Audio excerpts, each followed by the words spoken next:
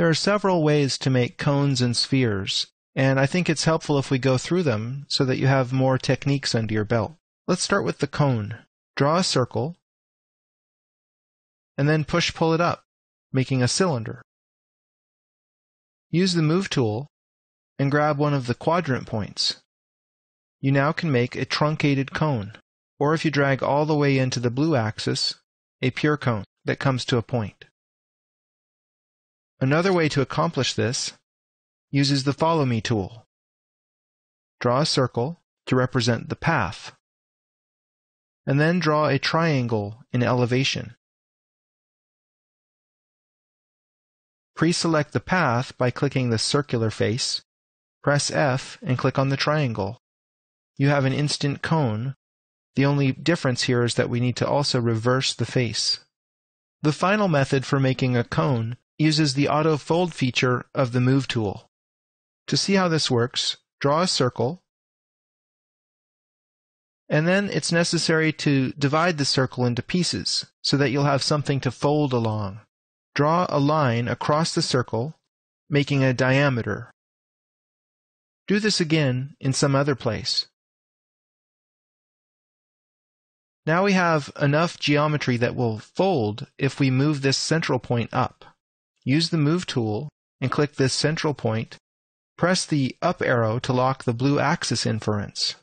If this doesn't happen, you'll have to press the Command key on the Mac to activate the Auto Fold feature. You can see that right down here. Command equals Auto Fold. Click again to finish the operation. Here we have to do two additional steps. We have to select everything and reverse the faces, and then we'll use the Eraser tool with Option held down to smooth and soften these edges that we pulled up. In the end, we have identical geometry to the other two methods. Making a sphere is easy with the Follow Me tool. Simply draw two circles that are orthogonal to each other. Pre-select the path by clicking the face of one of the circles. Then press F and click the other face. You now have a sphere. Delete the path as it's no longer needed.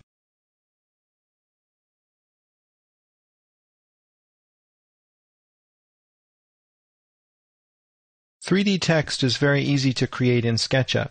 Press Ctrl-T if you're using my shortcuts, and you're presented with this dialog box where you actually enter the text. I'll type in SketchUp. On the Mac, we have a separate dialog box for fonts, which actually belongs to the operating system itself. Here I'm using the Zapfino font to create this cursive look. You can set the height here if you like, but that's not really necessary. Click Place, and then the text is attached to your cursor. Click a point to set it down. I'll zoom in and take a look. With 3D text, it's helpful to use the Scale tool to adjust the size. I can just scale this down if I think it's too tall. This particular font separated the letters into different groups.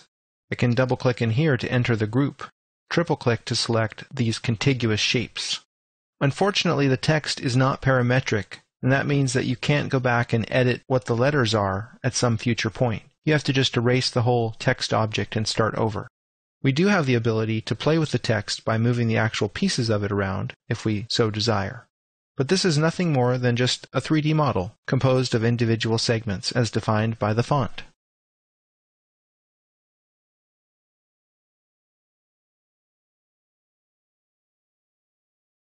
Skin is a powerful Ruby script written by D. Belvin, available in the Ruby Library Depot, and this is its toolbar. I don't know if you're familiar with 3ds Max, but there's a very old modeling technique there called lofting that goes back to the days of DOS. And basically, Skin is this type of modeling tool. It's designed to create a surface that connects two profile shapes. So here in this icon, we have a skin connecting a circle with a square. Let's create an object somewhat like that, but we'll do it upside down. We'll have a table leg that transitions from a round cross-section on the ground, and then it will slowly transition to a square cross-section at the top. So to do this, we need to draw two shapes. I'll draw a circle on the ground, and then it's helpful to use the polygon tool to make a rectangle because it generates a closed polyline. I'll use the polygon tool on the blue axis to make a square. and I can actually infer this point if I want to match the sizes of the two objects. Now, it doesn't really matter that the surfaces are pointing in different directions. Skin is going to determine the best way to make the resulting surface face. What this tool requires is that you select two cross-sectional shapes. I'll click on this edge, hold down the Shift key, and click on the circle. Then I'll click on this tool. It asks us if the connection is done right. It actually is, but I'm going to say no just for the sake of argument. And we have an opportunity to see if the script can fix the error. We'll say yes, go ahead and try. It twisted it around. See, this is the reason that it's asking us this question, because oftentimes there's more than one way to connect different shapes. This isn't done right either, so I'll say no and yes, try to fix it again. And we're left with the correct form. If this shape is destined to become a table leg, it needs to be much taller. I'll zoom out to give myself some more room on the screen. Press the S key to activate the scale tool. Grab the central top handle and drag it up to elongate the leg. I'll deselect. It might also be more attractive if this leg were to taper and get smaller as it got near the ground. I'll make a window selection around the lower circle. Press S again to select that sequence of edges. Orbit around and you can see that better. Then I'll grab this corner grip, hold down the Option key to scale about the center point, and make it a little bit smaller so that the leg has a more elegant look to it. And there we have it. It's all possible with the Skin tool.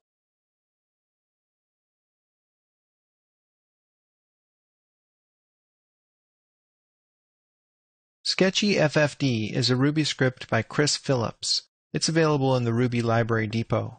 It allows you to create free-form deformations very much like those in 3ds Max. To create an FFD, you need to have something to deform, so it's necessary to have enough edges where the geometry can bend. Let's say that we want to make a different kind of table leg. This time it's one that's going to twist. To accomplish this, we'll start by making a box. But before I pull it up, I'm going to center this on the origin point.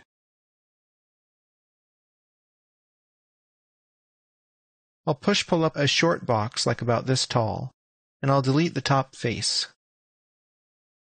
Orbit so that you can select all four sides, and then move them up with the Option key so that you make a copy. You can make an array of copies by typing in a number followed by the letter X. I'll type in 10x for 10 times. Now we've copied that 10 times up. Use the Line tool to heal the surface on the very top. So now we have a stack of these boxes all joined together.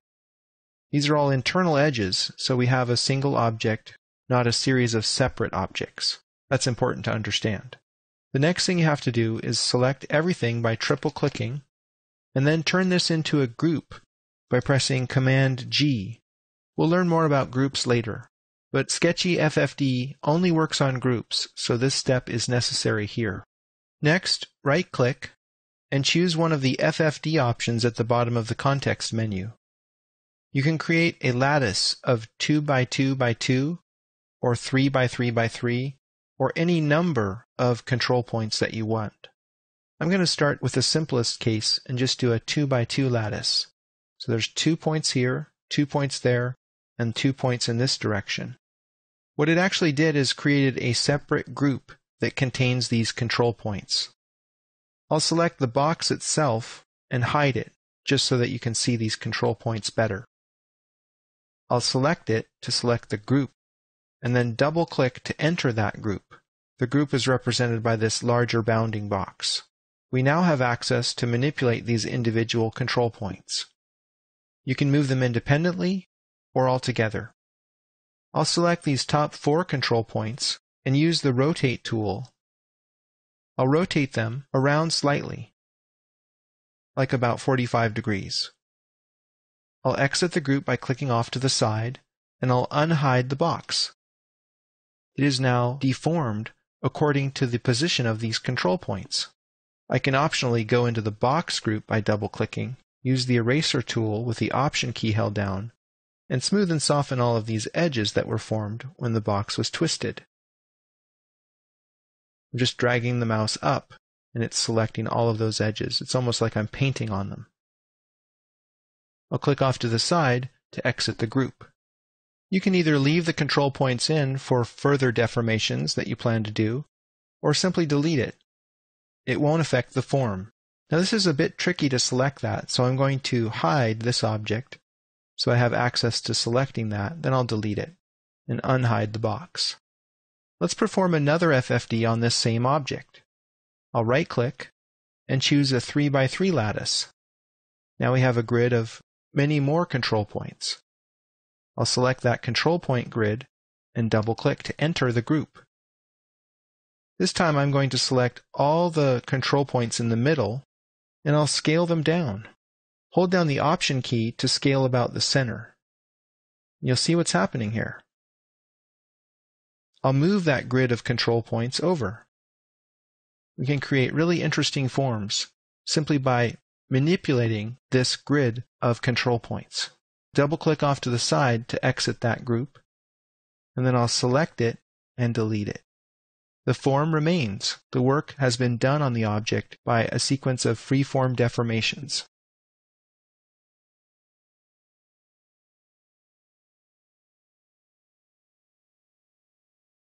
SketchUp is a surface modeler, even though we might think of objects as containing a volume. For example, let me erase this edge, and that reveals that this box doesn't contain anything. If I draw in a line here, I can heal these edges and give us the illusion of solidity. Some programs actually have the mathematics behind solid volumes, and they can accurately calculate the intersection, union, or subtraction that you can perform upon solid objects. These operations are called Boolean operations, named after a mathematician named George Boole. Fortunately, there is a way to simulate Booleans in SketchUp, and there's a free script called OS-Cooleans. There's also a pay script from Smustard that costs $10, which does this very well. The free script requires that you group your objects prior to doing a Boolean operation on them. I'll triple-click on this sphere and press Command-G to form a group. I'll do the same over here on this cube, and so now we have basically two separate objects.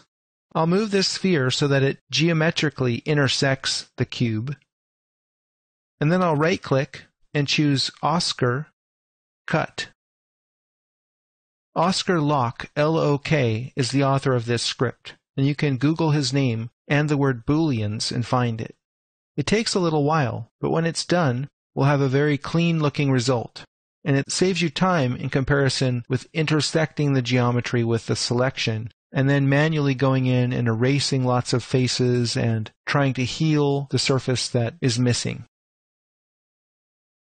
So there we go. There's one possible result from a Boolean subtraction or cut operation. Undo. This time, I'll select the cube first. Right-click and choose Cut.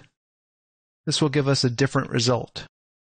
Basically, you need to select the object that you want to have remain at the end, and then Cut will take away anything that's intersecting the solid volume of your object. Of course, there are two other Boolean operations. Let me undo. I'll select either one of these and choose Oscar Intersect, and this will find their common volume, represented by this section of the sphere. Undo. Finally, union is the combination volume of both of these things, and this may take a little while to calculate, but it's going to give us an object that has clean seam lines along all of the edges, and the interior geometry will be removed.